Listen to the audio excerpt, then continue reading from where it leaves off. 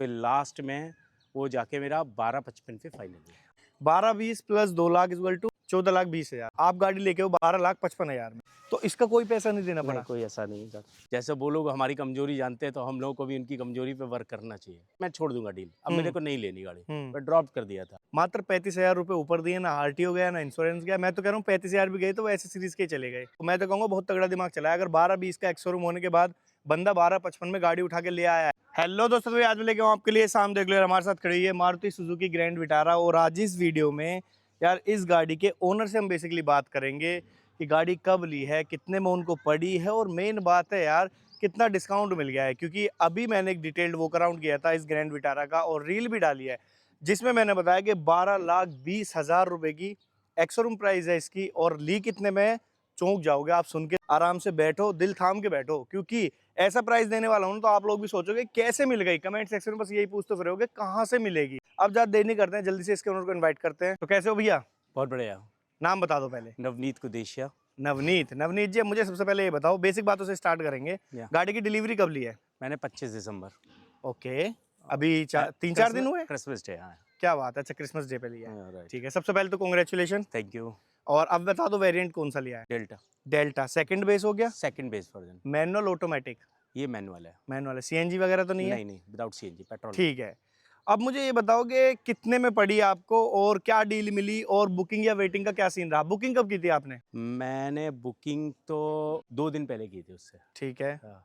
मतलब मगर वेटिंग तो कुछ थी नहीं? नहीं, इस पे वेटिंग नहीं मिली क्योंकि नहीं, मॉडल नहीं मिल पा रहा था। पर चूंकि मेरी बात बहुत पहले से चल रही थी, मेरे दोस्त को भी मैंने एक गाड़ी फाइनल हुई थी, तो उस चक्कर में उनसे डील तो बहुत पहले से चल रही थी। मगर चूंकि रेट बहुत ज़्यादा हाई बता रहे थे वो। कितना बता रहे थे वो? पहले तो बहुत ज़्यादा, मतलब उनके लगभग 14 के आसपास जा रहा था। अच्छा। हाँ, काफ़ी चीज़ें बता रही, ये वो काफ़ी डिस्कशन, लगभग मेरे अंदाज से ये इसका 15 से 20 दिन का डिस्कशन चला है। अच्छा, 15 से 20 दिन पहले आपको बता रहे थे 14 से ऊपर? हाँ, 14 कि के इतने की आसपास। पड़ेगी।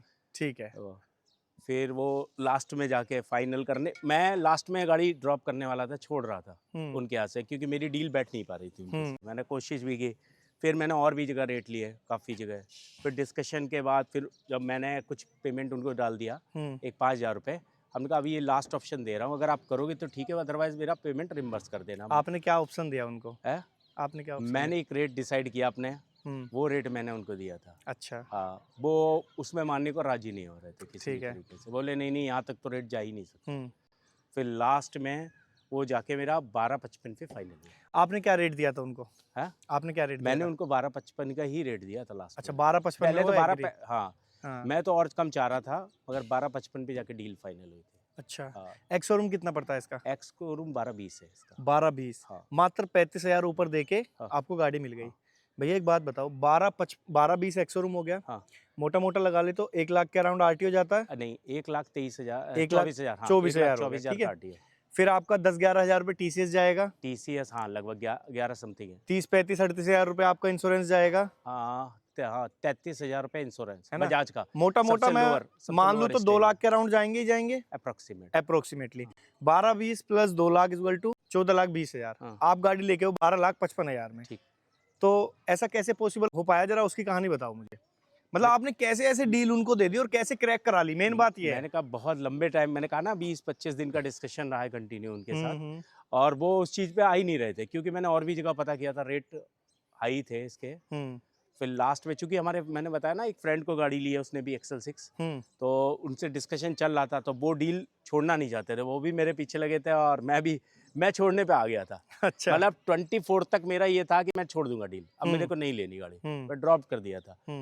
बगैर फिर उनका फ़ोन आया कि नहीं आप आओ, कोई बात नहीं। फिर उन्होंने 24 को मेरे को बुलाया, फिर फाइनल तब जाके ओके हुआ। अच्छा, तो कहीं ना कहीं आपको क्या लगता है, मतलब इसका क्या एक रीजन हो सकता है? एक ये हो सकता है कि ईयर एंड चल रहा है, या आपको पता था इनकी कमजोरी के दिसंबर चल रहा है, मानेंगे मानेंगे। नेचुरल बात है, जैसे वो लोग हमारी कमजोरी जानते हैं तो हम लोगों को भी उनकी कमजोरी पे वर्क करना चाहिए। अच्छा अच्छा। अगर आपको गाड़ी लेनी है, निगोशिएशन करना है, तो आपको सारी चीज़ों को, और मैंने कई शोरूम्स, कई जगह से इसमें नॉलेज ली, कई यूट्यूब से भी देखा, कई जगह शोरूम्स पे फ़ोन पे बात डिस्कशन किया, कई पार्टियों से, कई डीलरों से, उसके बाद ही फाइनल किया। भाई आप ना मुझसे भी ज़्यादा, मतलब क्या ही बोलूँ मैं तो इस लाइन से हूँ, और जब मैं गाड़ी लेने जाता हूँ ना, तो आपने सही कहा। मुझे ऐसा लगता है सिर्फ हमें ही नहीं, हर बंदे को गाड़ी में पैसा इन्वेस्ट कर रहा है, उनका कोई ये तो होता नहीं है कि एक रेट है सबके यहाँ, नहीं होता, सब डीलर का अलग अलग प्राइस, सबके प्राइस सब डीलर के अलग अलग ऑफर्स मिलते हैं, है ना। ऑफर्स। तो मुझे ऐसा लगता है आप लोगों को भी, जितने भी आप लोग देख रहे हो, अगर नई गाड़ी प्लान कर रहे हो, देखो अगर ईयर एंड पे ले रहे हो, देखो ऐसा जरूरी नहीं कि आप ईयर एंड तक ही वेट करो, नहीं, है ना। ईयर एंड पे ले रहे हो तो आप वेल एंड गुड है कि आपको अच्छी डील मिल जाएगी, क्योंकि इनको स्टॉक क्लियर करना होता है। मगर मंथ एंड में जाते जाते अगर आप 20 तारीख के बाद जाते हैं ना, तो मैन्युफैक्चरिंग शायद ये लोग कहते हैं कि 15 तारीख से बंद हो जाती है, 15 दिसंबर बंद हो जाती है, ऐसा मैंने सुना है। हाँ। तो क्या होता है उस टाइम कलर की चॉइस बहुत कम रह जाती है। ऐसी केस में क्या करना चाहिए कि पहले से 5-10 हज़ार रुपए डाल देने चाहिए बुक करके, जिस पे आपको लगता है कि हमें लेना है, अगर आपका प्लान है तो 5 से 10 हज़ार रुपए करके बुक कर दो, और रिफंडेबल उनसे मतलब चाहे लिखवा के ले लो, चाहे जैसे भी, वो तो एक जायज पे मिल जाएगा आपको। अगर आप नहीं परचेज करते तो वो रिफंड करेंगे। अच्छा, वैसे आपका काम क्या है? मैं एक्चुअली में सेल्स एंड मार्केटिंग देखता हूँ। अच्छा, तभी भाई इतना दिमाग चल रहा है आपका सेल्स एंड मार्केटिंग में होना, क्योंकि इतना दिमाग कोई नॉर्मल इंसान चलाएगा नहीं इतना डीपली कि आप बुक करा के छोड़ दो या 15 तारीख के बाद मैन्युफैक्चरिंग बंद हो जाती है। और भाई देखो, मैं तो कहूँगा बहुत तगड़ा दिमाग चलाया। अगर 12-20 का एक्स-शोरूम होने के बाद बंदा 12-55 में गाड़ी उठा के ले आया है, अभी 12-55 में भी एक हमें और चीज पता लगेगी, जैसे कि इसकी एसेसरीज है ना। तो 12-55 में इंक्लूड है एसेसरीज। हमने 2-3 चीजें इनसे ले ली थी। बताओ क्या क्या ली? उन पे सीट कवर ले लिया था, आ जाओ, और 1-2 चीजें। सीट कवर हो गए एक तो, ये देखो ये सीट कवर हो गए हैं, बाकी मैट और एक डोर वाइजर। अच्छा, मैट भी लिए थे? हाँ, मैट लिए था भाई, मैट भी लिया और डोर वाइजर लिए, ये 3 चीजें आपने ली। इसका कोई आपको अलग से पैसे नहीं देने पड़े? नहीं। अच्छा, एक ये साइड वाली क्लैडिंग पे ये पूरा पार्ट लिया था? हाँ, बस बाकी ये 3-4 चीजें हैं। अच्छा, तो इसका कोई पैसा नहीं देना पड़ा? कोई ऐसा नहीं, निगोशिएट कर लिया था उसमें भी थोड़ा सा। अच्छा, तो यार अब मुझे ऐसा लग रहा है कुछ तो मारुति बहुत अच्छा डिस्काउंट दे रही है, और कुछ भैया का भी इसमें एक बहुत अच्छा रोल रहा है, जो भैया ने ऐसे ग्रैब कर ली ये वाली डील। मात्र 35,000 रुपये ऊपर दिए, ना आरटीओ गया ना इंश्योरेंस गया। मैं तो कह रहा हूँ 35,000 भी गए तो वो ऐसे सीरीज के चले गए, और तो ज्यादा कुछ नहीं, जो भी है। हाँ, मैंने तो कोशिश की, हो सकता है कि मुझसे भी बेस्ट लोग लिए हो, तो मेरे को नहीं पता, पर मैंने कोशिश जहाँ तक कर पाया मैंने की। बहुत अच्छी कोशिश रही। और जब मैं इस गाड़ी का डिटेल्ड वॉक अराउंड कर रहा था ना भैया, जब आप नहीं थे मेरे साथ, मैंने तो जब मुझे पता लगा ना ये गाड़ी 1255 में ली गई है, तो मैंने सचिन से बोला था कि उन भैया से मेरी मुलाकात कराओ, एक ओनरशिप एक्सपीरियंस अब तो बनता है। और मैंने फिर सचिन से ये भी बोला था, मैंने कॉल करके पूछ 1255 में नहीं होगी, थोड़ी महंगी होगी। मैं बिल दिखा सकता हूँ। हाँ बताओ यार, 1255 में गाड़ी मिल गई है। चलो अब मुझे ये बताओ भैया, जब गाड़ी लेने का प्लान हुआ था तो और कौन कौन सी गाड़ियों की लिस्ट बनाई थी वैसे आपने? मैंने ग्रैंड विटारा देखी थी, फ्रोंस देखी थी, हाई राइडर देखी थी, 3-4 कंपनीज, और ब्रीजा भी देखी थी मैंने। अच्छा, इन सब को छोड़ के फिर इस पे कैसे आके रुके? इसकी थोड़ी सी फीचर्स अच्छे, क्वालिटी ठीक है, और दूसरा क्या ना, इसमें टोयोटा के साथ इनका मर्जर है। जो भी ये बड़ी गाड़ियां आ रही है उसमें टोयोटा के साथ इनका मर्जर हो चुका है, तो जो इंजन है वो टोयोटा के थ्रू ही है। अच्छा, हाँ, जितना भी हाई राइडर इन सब में जो आ रहा है गाड़ियों में, वो सब टोयोटा ही के साथ इनकी टेक्नोलॉजी का टाई अप हुआ, तो ये थोड़ा इंप्रूवमेंट किया है इन लोगों ने। अच्छा, आपको लगता है टोयोटा का साथ मिल गया तो कुछ ना कुछ इंप्रूवमेंट हुआ है? नहीं, दोनों ने एक्सचेंज ऑफर की है, दोनों ने टेक्नोलॉजी, तो ये वो तो जितनी भी बड़ी गाड़ियां, मेरे कहने से नहीं होगा, वो ऑनलाइन गूगल पे भी। तो अगर आप हाई राइडर का इंजन देखोगे और इनका इंजन, इनका स्पेस, बस उन्होंने पीछे जैसे उनकी लाइट अपनी लंबी कर दी है इसमें, उन्होंने शॉर्ट में रखी है, 2 छोटी लाइटें रखी है, लगभग आगे का भी फ्रंट सेम ही है, 19-20 का फर्क है बहुत। वो तो इनकी सभी गाड़ियों में हो रहा है ऑलमोस्ट, जैसे फ्रोंस हो गई है, बलिनो हो गई है ना, सभी में लगभग वही है। इनफैक्ट इनकी जो इनोवा आती है टोयोटा की, बहुत ही फेमस, तो मारुति के साथ जो कौन सी है, इन्विक्टो, तो वो भी वही इन्वेक्टो थोड़ी सस्ती पड़ रही है, वो टोयोटा थोड़ा सा अपने नाम का ज्यादा ले रहे हैं चार्जेस। वो मैंने पता किया था, तो उनके थोड़े से कुछ वैल्यू ज्यादा, वो इसलिए नहीं करना चाहते कि अगर वो वैल्यू कम करेंगे तो फिर मारुति के साथ उनका टाई अप तो उन्हें चलाना है। सही बात है भैया, थोड़ा सा पीछे आते हैं, जरा बैक प्रोफाइल भी बात कर लेते हैं। सिग्मा वेरिएंट जो है, मतलब डेल्टा ही क्यों लिया, मतलब बेसिकली ये जानना चाहता हूं। इसमें सारे फीचर्स है लगभग जो एक नॉर्मल इंसान को चाहिए होते हैं, वो सारे फीचर्स है। ओके, हाँ, चलो ये पूछना तो ऐसे ही हो गया, क्योंकि आपने तो रिसर्च इतनी करी है ना, तो वेरिएंट पे भी आपने बहुत अच्छी खासी रिसर्च करी। क्रूज कंट्रोल का भी है, उसमें क्रूज कंट्रोल नहीं था। अच्छा, बैक कैमरा नहीं था, 2-3 चीजें और नहीं थी, तो वो सारी चीजों को कितना डिफरेंस आ रहा था सिग्मा से डेल्टा तक? अब उस टाइम उन्होंने दी थी डील, वो लगभग 12.5 लाख के आसपास, उन्होंने वो भी 12.5 के आसपास वो भी दिया था मेरे को। अच्छा, बहुत निगोशिएट तो उसमें भी था, पर उसमें तो उससे तो अच्छा फिर मेरे को ये सही क्रैक हो गया। हो सकता है और भी लोगों का हो जाए, पर मेरे को सही मिली थी। ये क्रोम पार्ट भी एसेसरीज का था क्या? हाँ, क्रोम पार्ट। अच्छा। वो 2-3 चीजें उनकी, चूंकि मेरा थोड़ा जानकारी थी तो उस वजह से थोड़ा सपोर्ट मिला, बाकी तो एक बार अंदर बैठते हैं भैया, आ जाओ। भैया टिक टिक कर देते हैं बंद, और नई गाड़ी की खुशबू एक अलग ही चीज होती है यार। अब मुझे ये बताओ, वैसे आपको नहीं फील हुआ कि नेक्सा जो है अपने छोटे वेरिएंट में भी बहुत अच्छा, मतलब बहुत ही अच्छे अच्छे फीचर्स डाल दिए, इवन बेस वेरिएंट्स में भी? हाँ डाल रही है ना? हाँ, मगर अब ये एक्चुअली में देखेंगे ना, मारुति पहले उतना ज्यादा नहीं था। जब से इन्होंने नेक्सा के ग्रुप से ये सारा सिस्टम स्टार्ट किया तो इन्होंने चीजों में इम्प्रूवमेंट किया। क्योंकि पहले इतना इम्प्रूवमेंट नहीं था। नेचुरल बात है, चूंकि इंडियन रोडों के हिसाब से इनके अच्छा होल्ड है मार्केट में, तो लोग मारुति प्रेफर करते हैं। पर चूंकि ना जहाँ भी 10 लाख की गाड़ी या उससे ऊपर जाने का होता था तो लोग पीछे हट जाते थे मारुति के केस में। बिल्कुल तो सही बात है। अभी रिसेंटली इन्होंने जो नेक्सा के साथ इनका हुआ और टोयोटा का इधर इन्होंने भी जो एक्सचेंज किया एक दूसरे के साथ टेक्नोलॉजी को, उसके बाद से ना इनकी मार्केट वैल्यू भी बढ़ी है। और लोगों को फिर ना 10 से ऊपर जाने में कि हाँ 10 लाख से ऊपर जा रहे हैं अगर कोई भी गाड़ी परचेस करने तो जा सकते हैं। और नेक्सा का प्रोडक्ट मुझे ऐसा लग रहा है थोड़ा सा प्रीमियम क्वालिटी के साथ हाँ, आ रहा है। उन्होंने एक ना प्रीमियम क्वालिटी को मेंटेन किया। अब मुझे ये बताइए कितने किलोमीटर आपने चला लिए? अभी तो बहुत ज्यादा नहीं चली है, 30-40 किलोमीटर ही चली है। अच्छा, क्योंकि 30-40 ही चली है बस? क्योंकि मेरा जाना नहीं हो पाया। हम्म 2 दिन से मैं कंपनी के अपने काम में बिजी था, अच्छा, क्योंकि अच्छा। ईयर एंड चल रहा है तो हाँ, हाँ, हाँ। थोड़ा सा वो रहता है। चलो, एक बार जब आप इसको 5-6 हजार किलोमीटर चला लोगे, एक एक्सपीरियंस में तब लूंगा आपसे और पब्लिक के साथ शेयर करूंगा, ओके है ना? तो अब ओके। क्या आपका एक्सपीरियंस रहता है? तो अब मुझे ये बताइए, ग्रैंड विटारा में जब आपने, चलो एक तो होता है कि गाड़ी पहले ही अपनी रिसर्च कर ली, सब चीजें कर ली, लेकिन उसके बाद क्या होता है जब गाड़ी आ जाती है तब कुछ चीजों का पता लगता है, लाइक यार ये वाला फीचर बड़ा प्यारा लगा मुझे। तो आपको इस ग्रैंड विटारा में ऐसा क्या फीचर है जो अंदर बैठने के बाद बहुत पसंद आया, या कोई भी ऐसी चीज कि यार ये वाली चीज मुझे बहुत अच्छी लगी इसमें? ठीक है, इसमें जो ग्रैंड विटारा में इन्होंने सारे ही फीचर्स अच्छे दिए। कोई भी ऐसा नहीं कि आपको जो जरूरत का है वो सारे फीचर्स हैं। चाहे वो क्रूज कंट्रोल हो, चाहे वो आपके स्टेयरिंग पे सारा कुछ है, एफएम जो भी, ठीक है, फॉग वाला भी है, डिफॉगर भी है, सारा कुछ है। एसी भी बहुत बढ़िया है इसकी, कूलिंग बहुत जबरदस्त है, साउंड, म्यूजिक सिस्टम, सब कुछ, एवरीथिंग इज ओके। मतलब आप ना ओवरऑल सेटिस्फाइड हो हाँ, इससे? मैं तो सेटिस्फाइड। ओके, बोल रहे होगे यार सेटिस्फाइड क्यों नहीं होगा जब इतनी रिसर्च करके लाए हूं तो?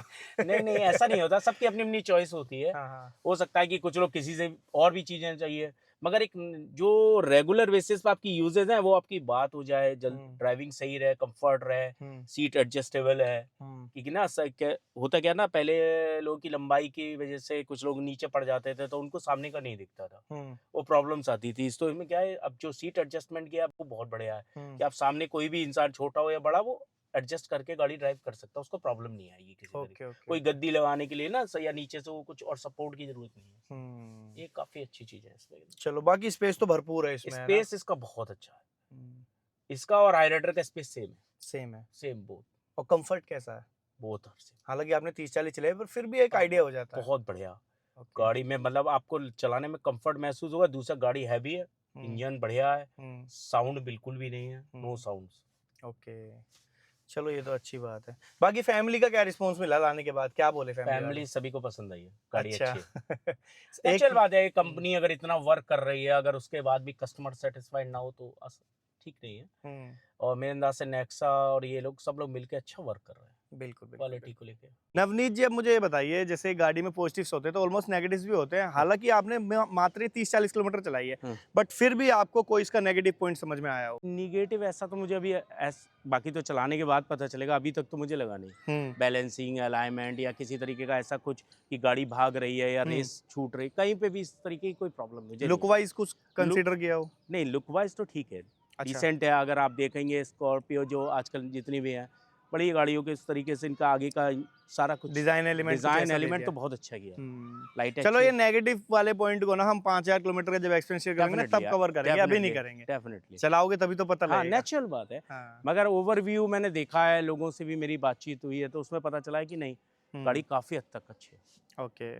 और माइलेज कंपनी क्लेम कितना कर रही है? 20 के अराउंड करती है ना? तो बोलते हैं, मगर हाँ 16-17 तो आ ही जाएगा, 16-17 इतना तो आ ही जाएगा। क्योंकि ना सेमी हाइब्रिड है तो नेचुरल बात है कि बैटरी का सपोर्ट होगा। रेड लाइट इंजन पे वो थोड़े समय बाद बंद हो जाती है गाड़ी, ऑटोमेटिकली स्टार्ट ऑफ। तो आइडियल, अब मान लो 2-2 मिनट की, कहीं पे 1.5 मिनट की लाइट का है, 90 सेकंड्स का है, कहीं पे कहीं है।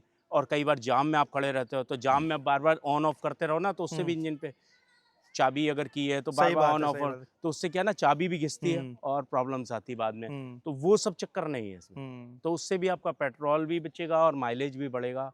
और ठीक है, गाड़ी का ऑफ होना भी जरूरी है, अगर भीड़ में है बार बार ऑन रखना भी सही नहीं है। फ्यूल एफिशिएंसी के लिए अच्छा है। पॉल्यूशन के पर्पज से भी हम्म। काफी अच्छा अगर मैं आपसे ये पूछूं कि हम्म। मारुति के साथ आपका कैसा एक्सपीरियंस रहा, तो पूछना गलत है क्योंकि आपको 1255 में मिली है तो बढ़िया एक्सपीरियंस रहा है। नेचुरल बात है। नहीं, प्राइस की बात नहीं, क्वालिटी भी ठीक है। हाँ, मतलब व्यवहार भी अच्छा है। हाँ, क्वालिटी भी ठीक है। मारुति ऐसा नहीं है कि अच्छा प्रोडक्ट नहीं बनाते, अच्छा प्रोडक्ट अब बहुत ज़्यादा बना रहे हैं, पहले से बहुत इंप्रूवमेंट है इनकी। इससे पहले कौन सी गाड़ी ओन करते थे? इससे पहले मैं पहले हुंडई की सेंट्रो यूज़ करता था। अच्छा, हाँ, वो तो अच्छी गाड़ी तो थी। मारुति पे अभी आए हो आप? हाँ, फर्स्ट। अच्छा, चलो, होप करते हैं आगे भी आपका एक्सपीरियंस अच्छा ही रहे मारुति के साथ। ओके, थैंक यू नवनीत भाई अपना टाइम देने के लिए, Thanks. बहुत अच्छा लगा आपसे मिलके। Nice to meet. भाई ये थे अपने साथ नवनीत भाई, जिन्होंने अपनी ग्रैंड विटारा डेल्टा वेरिएंट का एक एक्सपीरियंस शेयर कर दिया। अभी 30-40 किलोमीटर चलाई है, पर बेसिकली जो मेन मुद्दा था वो ये था कि एक्स शोरूम से मात्र 35,000 रुपये ऊपर देने के बाद इनको ये गाड़ी मिल गई, और उसके ऊपर भी इन्होंने इतनी एसेसरीज ले ली है, लाइक क्रोम पार्ट ले लिया, नीचे की एक क्लैडिंग ले ली, अंदर के सीट कवर्स और मैट भी इसमें से ले लिए हैं। तो 35,000 का तो मैं मानूंगा, वही मान लो। तो मात्र एक्स शोरूम पे ये गाड़ी को लेके आ गए हैं। और ये क्यों पॉसिबल हो पाया, कुछ इन्होंने रिसर्च करी है, और कुछ क्या है कि अभी ईयर एंड चल रहा है, दिसंबर चल रहा है, तो ईयर एंड का भी कुछ ना कुछ डिस्काउंट ऑफर्स मिलते रहते हैं। तो आप लोग भी अगर प्लान कर रहे हो, अब तो हालांकि मंथ एंड भी खत्म होने वाला है, लेकिन अगर आप लोगों को गाड़ी चाहिए और आप प्लान कर रहे हो, मान लो ईयर एंड के टाइम पे, तो आप उनसे अच्छे से नेगोशिएट कर सकते हो। नेगोशिएट की तो मैं यही बोलूंगा कि आप किसी भी मंथ में लेने जाओ, नेगोशिएट तो जरूर करो। एक शोरूम पे जाके स्टिक मत हो जाओ, दूसरे शोरूम्स पे जाओ, उनको डील दिखाओ, डील बनाओ, तब जाके ऐसे प्राइस आप अच्छे से ग्रैब कर सकते हो। चलो, वीडियो अगर आपको अच्छी लगी तो लाइक करना, शेयर करना, कमेंट करना। बाकी चैनल पे अगर नहीं तो सब्सक्राइब कर लेना। वीडियो करते हैं यहीं पे। Thank you so much for being here. मिलते हैं आपसे नेक्स्ट वीडियो में नई गाड़ी के साथ। बाय।